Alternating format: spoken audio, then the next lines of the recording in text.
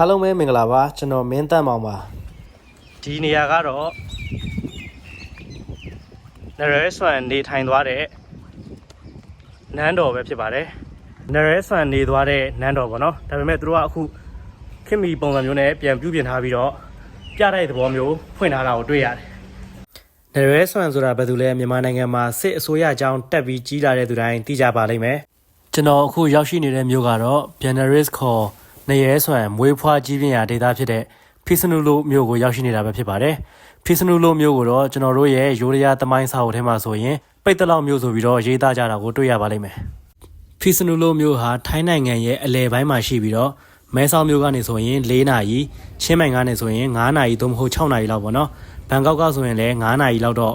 ကားမောင်းပြီးတော့သွားရတဲ့ထိုင်းနိုင်ငံအလယ်ပိုင်းကမြို့တစ်မြို့ပဲဖြစ်ပါတယ်အခုဒီနန်းတော်ထဲမှာဆိုရင်စစ်အဆောင်အယောင်တွေအားလုံးကိုပြသထားတာကိုတွေ့ရတယ်စစ်ခမောက်တွေရှိတယ်ဓားတွေရှိတယ်လှံတွေရှိတယ်ပေါ့နော်ပြီးတော့နရဲဆွမ်ရဲ့နာမည်ကြီးပုံတူရုပ်ထုကိုထားပြီးတော့လာရောက်ကြတဲ့ထိုင်းလူမျိုးတွေကလည်းသူ့ကိုရှစ်ခိုးကြော့ပြီးတော့အမွှေးတန်နေနဲ့လည်းပူဇော်နေကြတာကိုတွေ့ရပါတယ်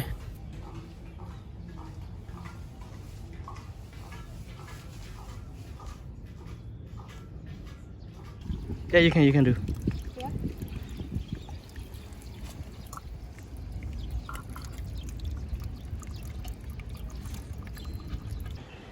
ဒီအိမ်ကြီးอ่ะဆိုရင်တော့နရဲဆန်ရဲ့အမေပေါ့နော်စတူဒီယိုထိုင်းနေသွားတဲ့အိမ်ဆိုပြီးတော့ဒီမှာရေးထားတာတော့တွေ့ရတယ်ဗျဒါကတော့ replica မဟုတ်ဘဲနဲ့ဟိုးအရင်ကတည်းကကြံခဲ့တဲ့အိမ်ကိုပဲသူတို့တွေထိမ့်သိမ်းထားတာပေါ့နော်ထုံးဖြူတုံထားတယ်ဒါတော့ပဲတစ်သားတွေကတော့တော်တော်လေးဆွေးမြေ့နေပြီ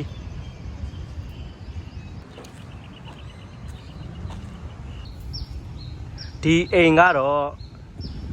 Benares ရဲ့အဖေမဟာတမရာဇတီရက်နေသွားတဲ့အိမ်ဆိုပြီးတော့ရေးထားတာတွေ့ရတယ်ပေါ့နော်ဒီအိမ်လည်း maintenance လုပ်တာလွယ်ပြီးတော့အသစ်တိဆောက်ထားတာတော့မဟုတ်ဘူးပေါ့နော် replica မဟုတ်ဘူး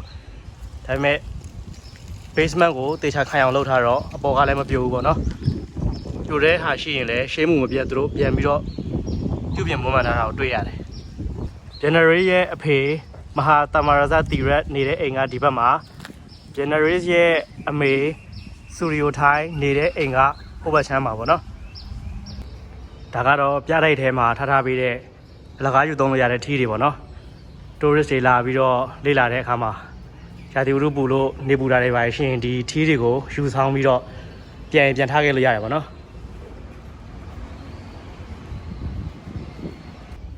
ဒီနန်းတော်တွေကိုဝင်ကြည့်မလို့ပဲဒါပေမဲ့ဒီနန်းတော်ကဒီနေ့စုံဂရန်နေ့ဖြစ်တာကြောင့်ပိတ်တယ်ပေါ့နော်ပိတ်တဲ့အတွက်ကျွန်တော်တို့ဒီနန်းတော်တွေကိုတော့ဝင်ကြည့်လိုက်လို့မရဘူးအခုရောက်နေတာကတော့ဒီချန်ဖဲလေးပေါ့နော်ချန်နန်းတော်ထဲမှာရှိတဲ့စီတီစုခိုးဆိုတဲ့ဖះเจ้าပေါ့ဒီဖះเจ้าကတော့ဘယ်သူဆောက်ခဲ့လဲတွေပါလေဘာမှတော့ထည့်ရေးထားတာမတွေ့ရဘူးဗျပြီးတော့ဖះเจ้าကဒီလိုအပြိုအပြက်ပဲတွေ့ရတယ်ပေါ့နော်ဒီမှာရေးထားတဲ့စာအတိုင်းဆိုရင်တော့ဒီဖះเจ้าကလည်းအယုဒ္ဓယနိုင်ငံတီထောင်တုန်းကတည်ခဲ့တဲ့ဖះဖြစ်တယ်ပေါ့နော်ဒါပေမဲ့အခုချိန်မှာတော့